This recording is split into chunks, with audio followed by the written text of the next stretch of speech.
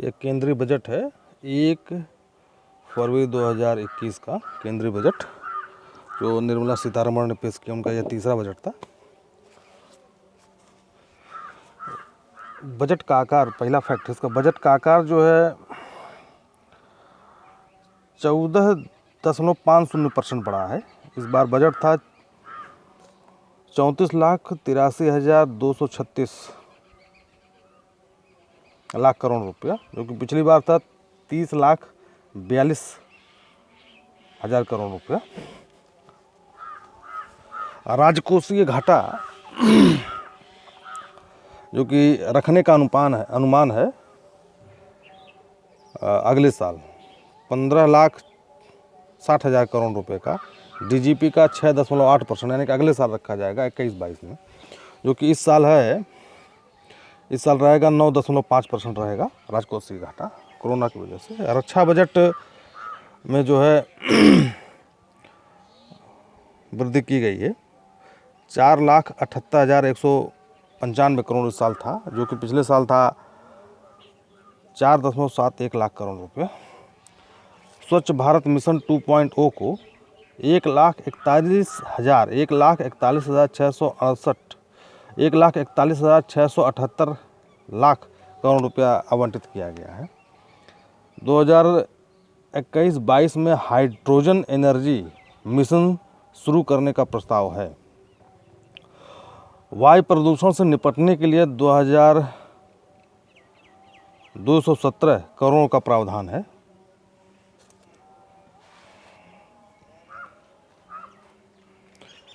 शिक्षा पर 93,224 करोड़ रुपये खर्च होंगे। शिक्षा के क्षेत्र में एक जो है लेह में एक नया केंद्रीय विश्वविद्यालय खुलेगा, जो कि वहाँ के लोगों की मांग थी। आदिवासी इलाकों में 750 एकलव्य आवासीय स्कूल खुलेंगे। आदिवासी स्कूलों में 750 एकलव्य आवासीय स्कूल खुलेंगे। 100 सैनिक स्कूल खोले जाएंगे। एनजीओ व निजी भागीदारी से खुलेंगे ये स्कूल जो है। 100 सैनिक स्कूल, 100 स्कूल खुलेंगे। स्वास्थ्य बजट जो है इस बार बहुत बड़ी रकम दी गई है स्वास्थ्य बजट में, 2,23,000 करोड़ रुपये। इसमें 137% का इजाफा हुआ है। पिछली वर्ष यह मात्र 94,000 करोड़ रुपये का था।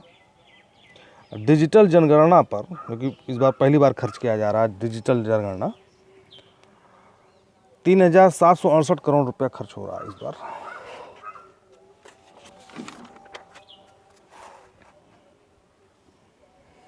माइक्रो इरिगेशन फंड इस बार दिया गया है। माइक्रो इरिगेशन फंड 5,000 करोड़ रुपए का बनाया गया है। देश में 5 बड़े कृषि हब बनाए जाएंगे।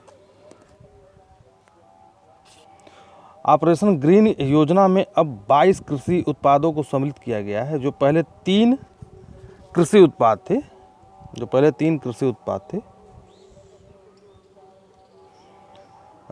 यह 3 उत्पाद आलू, प्याज और टमाटर थे। इन्हीं का निर्यात होता था, लेकिन अब 22 कृषि उत्पादों को सम्मिलित किया गया है। ई नाम के तहत 1.68 करोड़ किसानों का पंजीकरण किया गया है और 1.14 लाख करोड़ रुपए का व्यापार मूल्य हासिल हुआ है। कृषि बाजारों में पारदर्शिता और प्रतिस्पर्धा को देखते हुए 1,000 और मंडियों को ई नाम के अंतर्गत लाया जाएगा। किसानों को पर्याप्त ऋण सुलभ कराने के लिए कृषि ऋण का लक्ष्य बढ़ाकर 16.5 लाख करोड़ कर दिया गया है। ग्रामीण इंफ्रास्ट्रक्चर का फंड जो है अब 40,000 करोड़ रुपया कर दिया गया, जो पिछली बार 30,000 करोड़ रुपया था।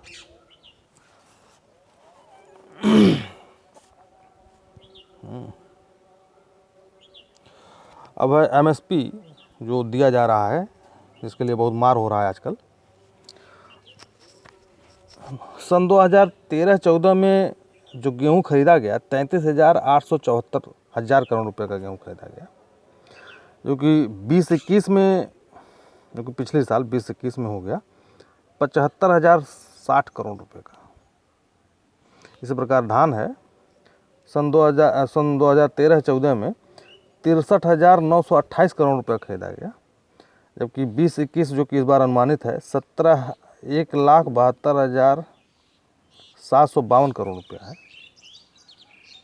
जबकि 19-20 में जो खरीदा गया 1,41,930 लाख करोड़ रुपया धान सरकार द्वारा खरीदा गया था।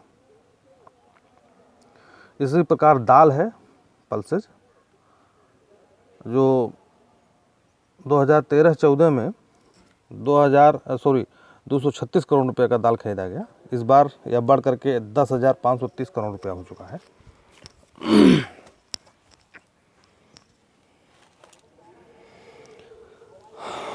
1.48 लाख करोड़ रुपए कृषि और इससे संबंधित सेवाओं के लिए दिए गए हैं, जबकि पिछले साल 1.45 लाख करोड़ रुपए बजट में आवंटित किया गया था।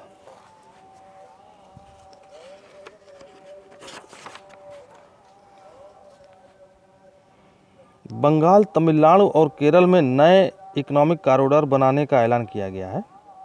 7 टेक्सटाइल पार्क बनाए जाएंगे 3 साल के अंदर, यानी कि 7 टेक्सटाइल पार्क बनाए जाएंगे 3 साल के अंदर, जिससे निर्यात को और बढ़ावा दिया जा सके। रेलवे को 1,10,055 करोड़ रुपए का आवंटन हुआ है। 2023 तक ब्रॉड गेज रेल लाइनों का 100% यानी कि 100% विद्युतीकरण कर दिया जाएगा। रक्षा बजट में इस बार 19% का इजाफा हुआ है। सरकार LIC का IPO लाएगी। बीमा क्षेत्र में FDI 49% से बढ़ाकर 74% कर दिया जाएगा। अब सरकार इस साल विनिवेश के जरिए 1,75,000 करोड़ रुपया कमाना चाहती है। 1.75 लाख करोड़ रुपया कमाना चाहती है। पिछले साल जो 20-21 में 2.1 लाख करोड़ रुपया था, जो कि कोरोना की वजह से पूरा नहीं हो पाया। ठीक है।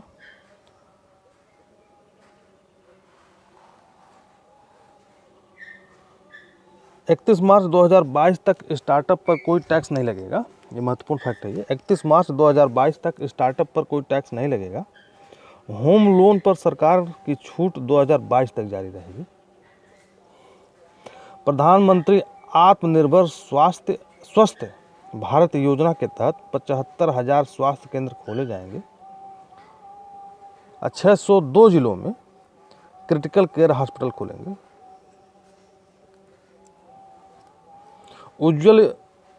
उज्ज्वला योजना के तहत 1 करोड़ और लाभार्थियों को सिलेंडर मिलेगा। चूल्हा नहीं मिलेगा, सिर्फ सिलेंडर मिलेगा। ध्यान देने योग्य बात है। भारतीय दवा उद्योग का दुनिया में 3रा स्थान है। यह दवा उत्पादन की मात्रा के मामले में चीन व इटली के बाद 3रा स्थान है। वह मूल्य के मामले में 14वां स्थान है। 2010 में फार्मा निर्यात 1.4% था वर्ल्ड वाइड, जो 2019 में 2.6% हो चुका है। भारत 2019 में 11वें स्थान पर था विश्व में फार्मा निर्यात के मामले में। महत्वपूर्ण फैक्ट है।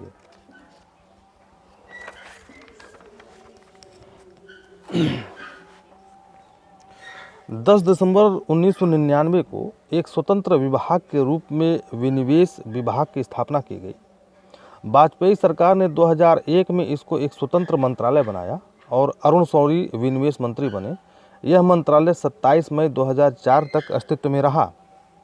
2016 में इसका नाम दोबारा बदल गया और यह वित्त मंत्रालय के अधीन यह निवेश और लोक परिसंपत्ति प्रबंध विभाग हो गया। निवेश और लोक परिसंपत्ति प्रबंध विभाग हो गया, प्रबंधन विभाग हो गया। 15,700 करोड़ रुपए इस बजट में MSME सेक्टर के लिए है।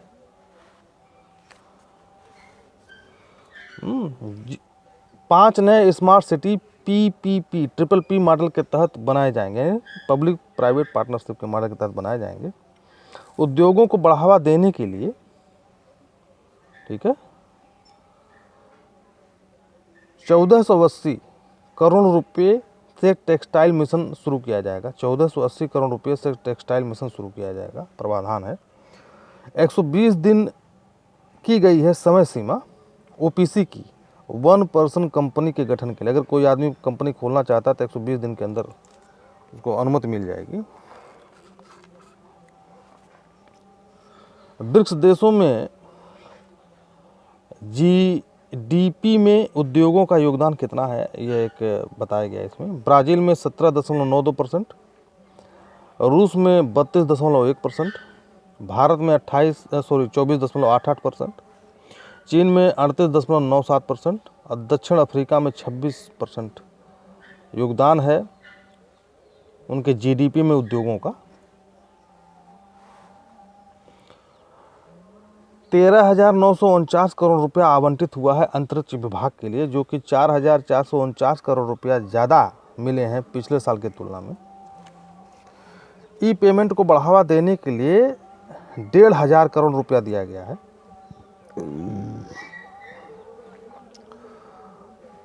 18,000 करोड़ रुपया प्रधानमंत्री शहरी आवास योजना के लिए आवंटित है। इस प्रकार देख रहे हैं कि इस बजट का यह मूल तत्व है जो हमने लिखा है आज आपके लिए। नमस्कार, धन्यवाद।